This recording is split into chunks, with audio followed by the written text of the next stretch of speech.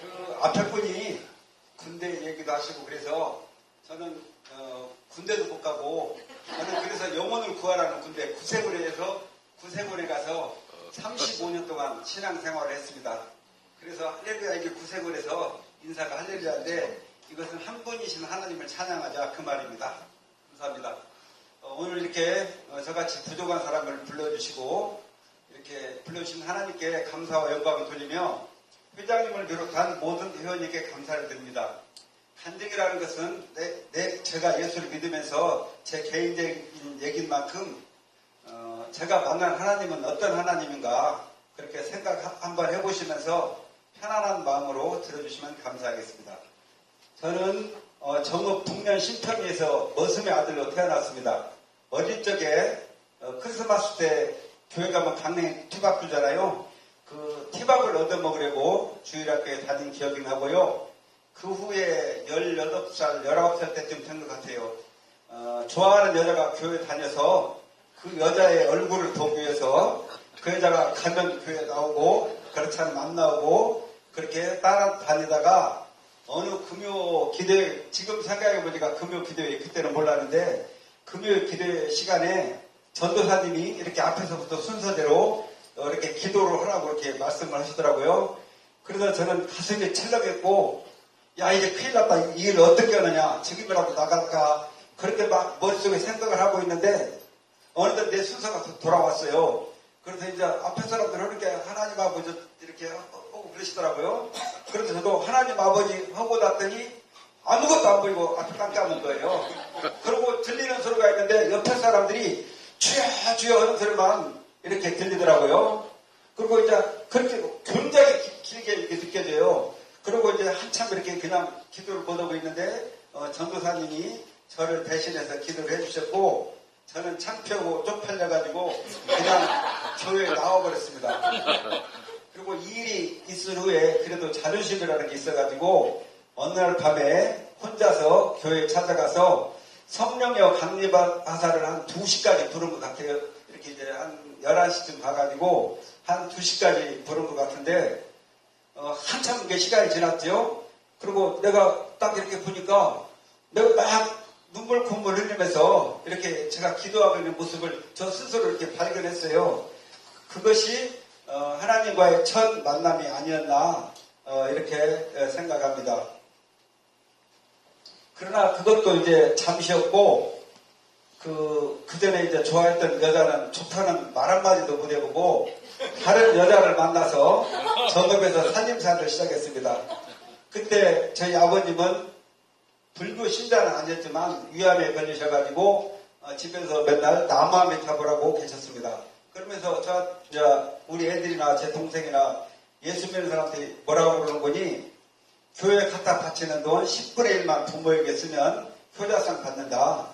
이렇게 이제 말씀하시곤 했는데 동네 목사님의 끈기 있는 전도로 아버지가 이제 한 열흘 전에 돌아가시면서 하나님은 살아계시다. 다만 내가 몰랐을 뿐이다. 예수 믿으라는 유언을 남기시고 천국에 가셨습니다. 아버님이 돌아가신 후에 저와 아내는 이제 돌이 된 아기를 데리고 부천으로 이사해서 술집을 하였습니다. 그러던 중 옆 교회 전용대 전도사 주여 이재인이 부른 전용대 전도사님이라고 있었습니다. 그때 그 간증 집회에 초대받아 갔는데 간증을 듣고 나니 내가 이렇게 살 수는 없다는 생각을 하게 됐습니다. 내가 장사를 해도 남에게 유익을 줄 수 있는 장사를 해야지 이렇게 생각하고 즉시로 술집을 정리하고 옷장사를 시작하게 된 것이 지금까지 인우동 동사무소 앞에서 옷장사를 하고 있습니다. 전 그때부터 교회에 출석했고 그 교회에 나갔을 때 제가 가장 나이가 어린 26살이었습니다. 몇 년 동안 교회를 다니다 보니까 교회가 부흥하게 됐고 이제 교회를 좀 더 이렇게 넓은 곳으로 이전하는데 이제 당시 집사님들 장로님들 이렇게 막 회의하고 엄청 어려운 걸 이렇게 봤습니다. 그리고 저는 그때 결심을 했습니다.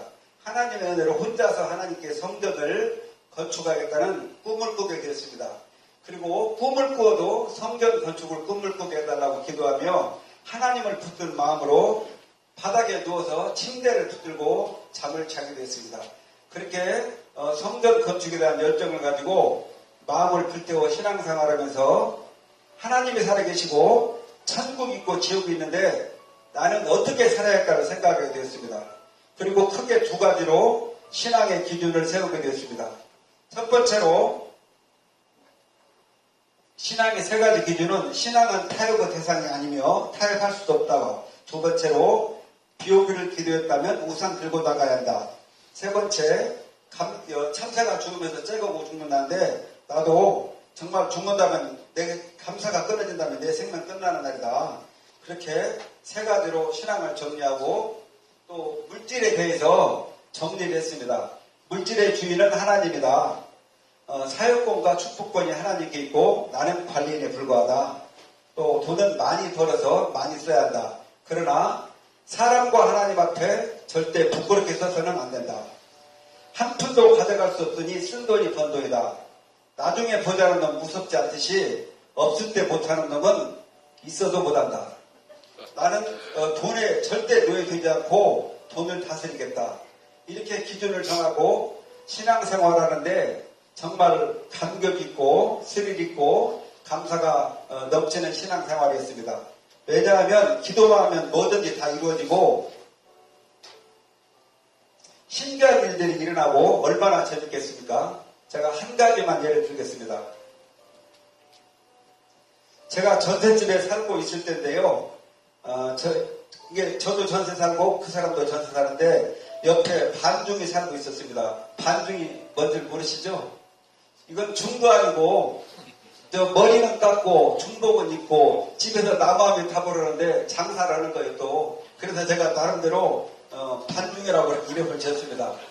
그래서 이제 찬송 제가 이제 새벽기도 갔다 오면 뭐 찬양도 틀어놓고 그러잖아요. 그러면은 이 사람이 뭐라고 그러는 거니? 너 혼자 같이 세 사람 마당에 너 혼자 사는 집 아닌데 왜 카세트를 틀어놓느냐? 그렇게 찬송 틀어주지 말라고 자꾸 그러는 거예요.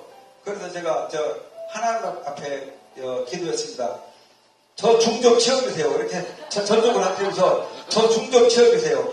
그렇게 기도했더니 그 다음날 밤새 시끄러운 소리가 나더라고요. 그랬더니 그 사람이 야방 도주에서 도망가고 말았습니다. 그래서 이번에는 또 기도하기를 이제는 예수 믿는 사람 보내주세요. 이렇게 기도를 했습니다. 그랬더니 강아지를 쫓아내다가 세퍼트를 만났어요. 어떤 일이 있었는 거니 이번에는 무당이 들어왔어요. 새로 들어온 게.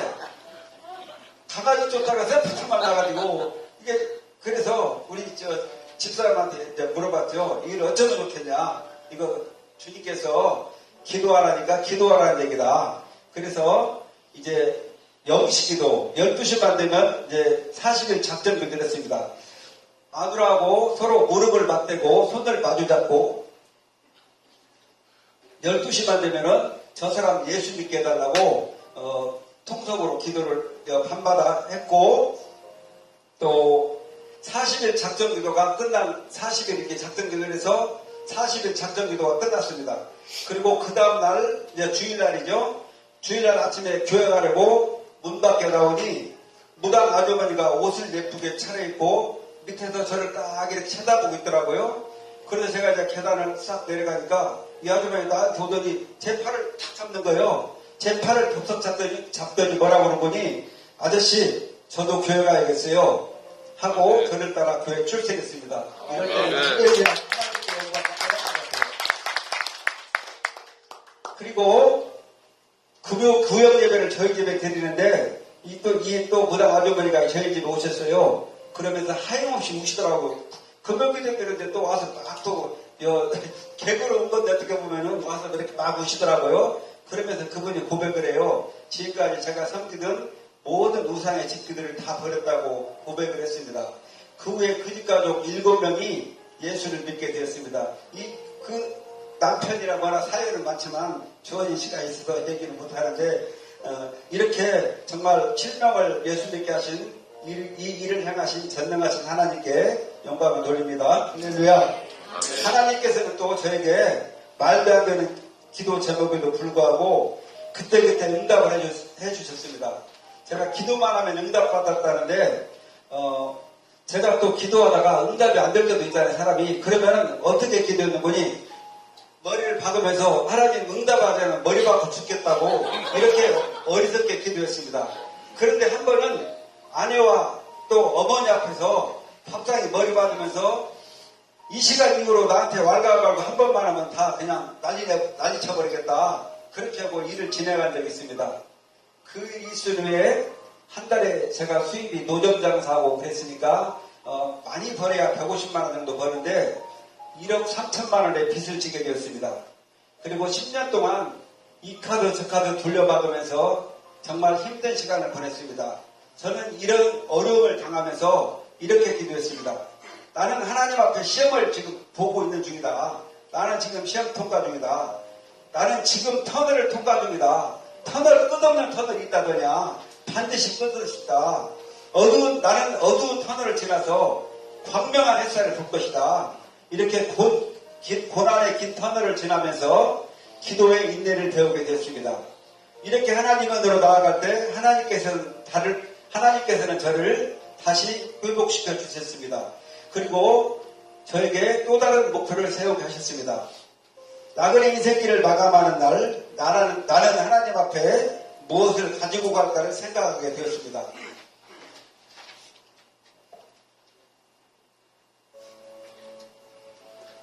그리고 내가 너를 장사시켰는데 너 돈 벌어서 어디다 썼냐? 이렇게 물어보면 나는 어떻게 대답할까? 이렇게 생각하면서 하나님 앞에 드릴 인생 이력서를 쓰자라고 생각하고 내가 70세까지 열심히 일해서 다른 사람의 도움 없이 오직 하나님의 은혜로 7개의 교회를 하나님께 드리고 또 학교를 세워야지 병원을 세워야지 그 비전을 가지고 기도하게 됐습니다. 그때가 아마 제가 30대 후반 정도 된 것 같습니다. 시간이 흘러 하나님께서는 저에게 복을 주시고 저를 사역해 주셔서 저희 교육과 관계없이 11년이나 빠른 2015년 12월 말까지 모든 기도의 제목을 응답해 주셨습니다. 할렐루야. 하나님께 감사와 영광을 돌립니다. 그리고 또 다른 계획 속에서 2015년 12월 18일 저희 가족을 전주로 인도해 주셨습니다. 그리고 여러분을 만나게 하셨습니다. 그리고 특히 성복실 권사님의 간증을 제가 차 안에서 듣고 또 우리 김성기 사장을 만나서 김성기 사장하고 이렇게 대화하고 관계하면서 내가 참 웅얼하는 개구리구나. 그리고 도전을 받고 전주에서 또 새로운 목표를 세우게 해주셨습니다. 하나님이 은혜 주시고 하나님이 물질 주시고 그렇다면 무조건 순종하면서 감사하면서 기도하면서 앞으로 이제 한국에 살려면 돈 많이 드니까 해외라도 이제 기회 가는 대로 제가 현직에서 벌으라고 뭐 하루 한 달 벌어봤자 얼마나 벌겠습니까? 옷가게 해서 그래서 8개 성전을 건축해야지 이렇게 도전하게 됐으며 올해에도 흑진주의 땅 아프리카에 있는 토고와 가나에 2개의 교회를 건축하게 되었습니다. 여기까지 인도하신 에벤네셀 하나님께 영광을 돌립니다. 아멘. 오직 나에게 받은 것은 하나님의 은혜입니다. 저를 택하여 써주신 하나님께 모든 영광을 돌립니다. 할렐루야. 아멘. 이제 학교 소개는 저희 아내가 나와서 영상과 함께 보여드리겠습니다.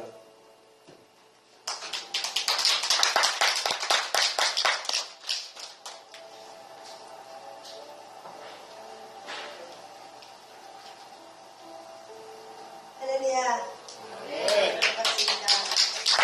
이렇게 운전에 마치 남편, 인생의 스펙타클한 남편이 선택해서 함께 살고 있는 양경선입니다. 참 감사합니다. 남편의 삶이 참 하나님의 은혜 없이는 살 수 없는 그런 삶이었습니다.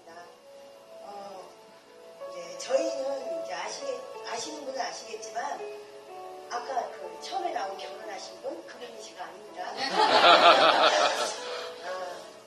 나중에 기회가 된다면 그것 또한 굉장히 저와 남편과의